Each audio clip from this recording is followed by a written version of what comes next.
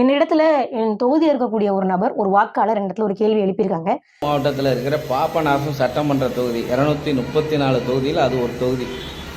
என்னோட தொகுதியில் ஒரு இஸ்லாமிய வேட்பாளரை நாம் தமிழர் கட்சியிலேருந்து நிறுத்தியிருக்காங்க. சந்தோஷம். ஒரு இஸ்லாமிய பெண் வேட்பாளரை நிறுத்தியிருக்காங்க. நான் ஏன் இதை இப்போ பேசுகிறேன்னு கேட்டிங்கன்னா, அந்த பெண் வேட்பாளருக்கு என்னோட சில கேள்வி, நானும் அந்த சட்டமன்ற தொகுதியில் நான் ஒரு வாக்காளர். அந்த வாக்காளருங்கிற முறையில் அவங்கள்ட்ட சில கேள்விகளை கேட்கணும். என்ன கேள்வின்னு கேட்டிங்கன்னா, இஸ்லாமியர்களை நான் ஒரு தமிழனாக பார்க்கவில்லைன்னு உங்கள் கட்சி தலைவர் சொல்லியிருக்கிறார். அதே மாதிரி தமிழராக இல்லாதவர்கள் ஆளக்கூடாது, வாழலான்னு சொல்லியிருக்கிறார். இப்போ நீங்கள் ஆள்றதுக்காக வாக்கு கேட்டு வரீங்க.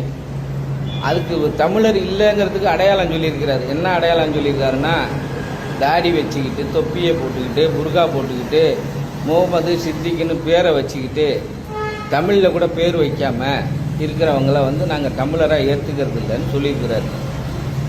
அப்படி இருக்கிற சூழ்நிலையில் நீங்கள் இப்போ நாங்கள் நாம் தமிழர்னு ஓட்டு கேட்க வரீங்க. இப்போ நீங்கள் தமிழராக, நீங்கள் ஆள தகுதி இருக்கா, வாழ தகுதி இருக்கான்னு நீங்கள் முடிவை சொல்லுங்கள். சொல்லிவிட்டு எங்கள்கிட்ட ஓட்டு கேளுங்க. என்ன அதை முதல்ல நானோ என் ஊர் மக்களோ இல்லை உலக மக்களோ உங்களுக்கு எல்லா தகுதியும் இருக்குதுன்னு நாங்கள் நினைக்கிறோம். எல்லா தகுதியும் இருக்குது தான், நாங்கள் எந்த தகுதியும் இல்லைன்னு சொல்லலை. ஆனால் உங்களோட கட்சி தலைவர் தான் உங்களை தமிழர் இல்லைன்னு சொல்கிறாரு.